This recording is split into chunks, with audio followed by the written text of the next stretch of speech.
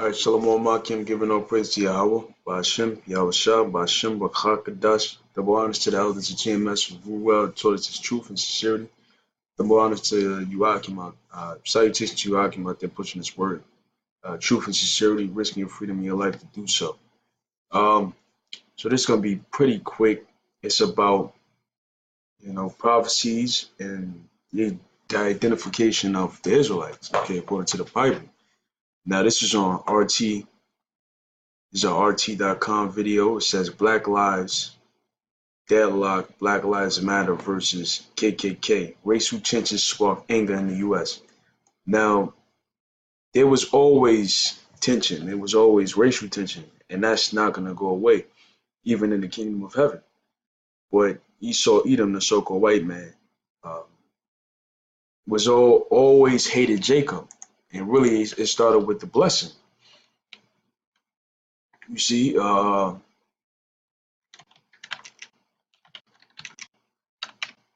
it still plays out to this day through the descendants of Esau Edom.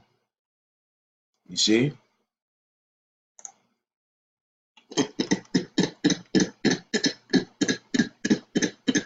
so this is Genesis 27 verse 41.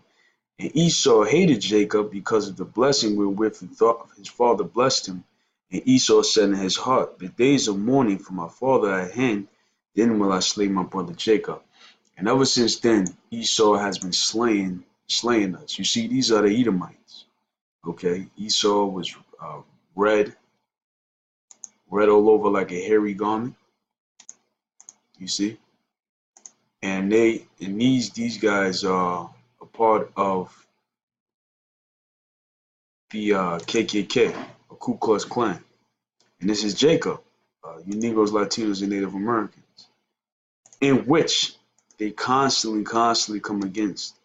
You see, even a white woman. Deuteronomy, and this is the curses that befell us as a nation because we went against the law, statutes, and commandments of the Heavenly Father. So this is what the Lord said, what happened to us. Deuteronomy 28 verse 29, and thou shalt grope at noonday as the blind gropeth in darkness, and thou shalt not prosper in thy ways. Right, because when you grope for something, that means you're feeling for something. And you're feeling for something because it's dark. Now it says you should grope at noonday. Noonday is 12 o'clock in the afternoon. Now we know 12 o'clock in the afternoon, usually the sun is up, or at least it's bright enough for you to see. So when you groping at noonday, that's parabolically speaking of you're feeling for something even though you can see clearly, meaning you're the walking dead, you're the walking blind. You don't know what's going on. And that's why you have something called the Black Lives Matter. You're still calling yourself black. Black is a color. So you're groping at noonday because you're trying to figure out what the hell is going on as the blind gropeth in darkness. But obviously you can see and should not prosper in thy ways because you figured having a protest about Black Lives Matter and let's love everybody, that this is going to help the situation that you're in. But it's not, and that's according to the Most High's word. And let's get that.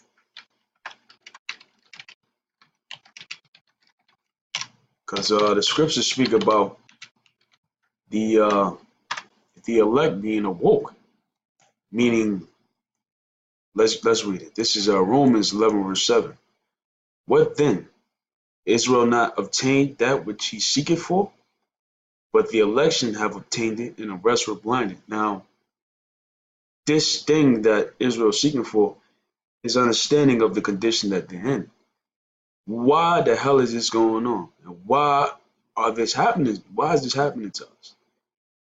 But majority of Israel were blinded to not be able to see. That's why the scriptures say, blind gropeth as in darkness, thou shalt not prosper in thy ways. Because Israel, the majority of Israelites, you Negroes, Latinos, and Native Americans, don't know what the hell is going on. You've been blinded by the Lord himself to destroy you. The Heavenly Father wants to destroy you. You see? And thou shalt only be oppressed and spoil you evermore. And no man shall save thee. No man shall save us out of this condition that we're in. Now, what does it mean to be oppressed? Oppression. Prolonged, cruel, or unjust treatment of or control, abuse, maltreatment, ill treatment, tyranny, repression, suppression, subjection, enslavement, exploitation, cruelty. Now, this is everything that happened to our people. When you get shot by the cops, that's oppression. When you don't get hired for a job, even though you qualify for the position, that's oppression. Okay, when you go to the store and people follow you around the store, that's oppression. When you live in a certain neighborhood because the banks won't qualify you to pre-approve you of a loan, that's oppression. Why? Because it's only happening to you and not to everybody else. Asian men don't go through that. Chinese men don't go through that. Arab men don't go through that. Especially so-called white men don't go through that. Okay? The Africans, which are not our people, they don't go through that. But Negroes, Latinos, and Native Americans are subjected to that cruel and unjust treatment. That's what oppression means. Jeremiah 50, verse 33. Thus saith the Lord, Yahweh of hosts. The children of Israel and the children of Judah, children of Israel means the northern kingdom. The bywords Hispanic and Native Americans, that's the children of Israel. And the children of Judah, the southern kingdom, the so-called black Americans, the blacks from the islands, and Benjamin and Levi and the Haitians, so-called, were oppressed together, meaning treated illy together, treated badly together, where mainly in America, and all that took them captives held them fast and refused to let them go. You see, and that's what's happening now. We are captives, and that's why you have movements like Black and Brown, Black Lives Matter. Okay, to prove to the people that's oppressing you that your life matters. But really, it doesn't to them. Your life doesn't matter because they shoot you down in the street like a dog. And the reason why I'm bringing this out to further prove who the Israelites are, who the chosen people of God are. You say, this is IGR.com, uncomfortable facts and statistics that don't fit the narrative about racial violence. Because everybody likes to say, we're all one people, we all bleed the same blood. But in all actuality, we're different, and the Lord separated us. And there's one quote that this Edomite said, and it makes sense. Proximity plus diversity equals war. When you have different nations too close to each other, what's going to happen? A war can break out. You see? Because it was never meant for nations to come together, contrary to popular belief. And we can get that.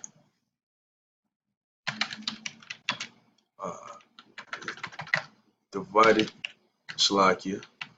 I'm just going through the spirit. And you won't hear this in your churches. Deuteronomy 32, verse 8. When the Most High divided to the nations their inheritance. So the key word here is divided, division. So yes, nations are supposed to be divided. To their nations, their inheritance, when he separated the sons of Adam, he set the bounds of the people according to the number of the children of Israel. For the Lord's portion is his people, Jacob is a lot of his inheritance. So the Lord has a chosen people, but he separated everybody. So yes, you do have racial disparities and racial violences, mainly because Esau hated Jacob, and no, we're not going to all get along. No, there won't all be nations, peace on this earth, not even in the kingdom. There will always be divisions, okay? So I'll read a little bit into this. It says, it's time for an honest talk about racial violence in America based on the facts and not on the media hype. Right, because the media hype would like to paint a portrait of everything being beautiful, but it's not. The overgeneralization about people based on skin color or ethnicity are not helpful for anyone, whether that person is white, black, Asian, Latino, or from any other cultural background.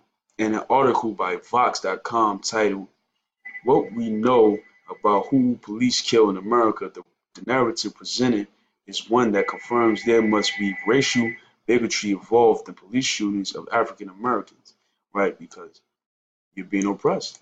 But the statistics do not bear this impression out upon closer examination. For example, Vox reports that there is a disproportionate number of black Americans killed by police in the United States. Why? Thou shalt group as noonday, as a blind group of darkness, thou shalt not prosper in thy ways, thou shalt only be oppressed and spoil you evermore. You see what I'm saying? You see what I'm saying? Let's go to 26. And thy carcass shall be meat unto all the fowls of the air. Now, what does that mean? Carcass is a dead body, meaning you're going to die. You're going to die majority of the times. And unto the beasts of the earth, and no man shall fray them away, meaning no man shall care enough, respect you enough to shoot a beast that's eating your body away. Like how a king might have died, they fought to retrieve the king's body in the midst of war to preserve it so he can have a proper burial. You see? Because it was a sign of respect. But the curses say our people will be brought so low and so least desired and less respected that even the fowls and the beasts of the earth, no man is going to see a body and fray him away, though we're the chosen people of God. See what I'm saying? So the Lord brought us very low. I'll continue to read a little more, and then I'll close out. And it says, in addition, Vox reports that according to the FBI's records, there were 426 felons killed by police. The website points out that these statistics are based on justifiable homicides and thus may be incomplete or for various reasons not entirely accurate. But these statistics that presumably reveal a disproportionate use of force against black Americans tell only one side of the story. You see, one video that attempts to put racial violence in perspective is from Bill Whittle, and Truth or Vote video follows below. Whittle states right up front that if Michael Brown was innocent and unjustly shot, that the police officer should be punished in jail for life. The statistics and the discussion that follow have nothing to do with the particular as yet unknown facts of this case. Whittle believes the narrative of the violent war, quotations war on blacks being carried out by whites and police officers is not borne out by statistics, especially FBI backs up.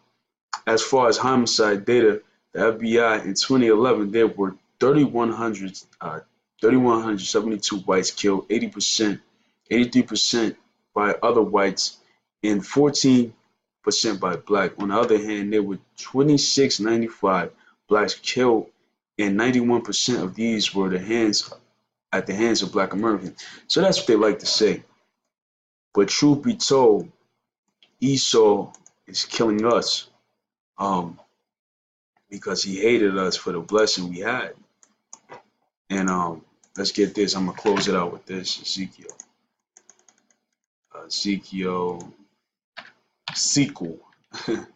like the ancient apostle like to say. Ezekiel. This is Ezekiel 35:5. Because thou hast had a perpetual hatred, meaning everlasting hatred, and hast shed the blood of the children of Israel by the force of sword and the force of their calamity in the time that their iniquity had an end. Therefore, as I live, saith the Lord God, I will prepare thee unto blood, and blood shall pursue thee. Sith thou have not hated blood, even blood shall pursue thee. And that's the judgment for Esau, Edom, the so-called white man, for slaying and killing our people. You see, and that's the judgment. So,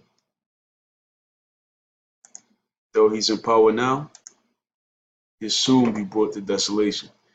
So with that, we want to praise to Yahweh Shemel Shah, Bashem Wakakadash, double honors to the elders, Shalom to you, Shalom to you, Haki.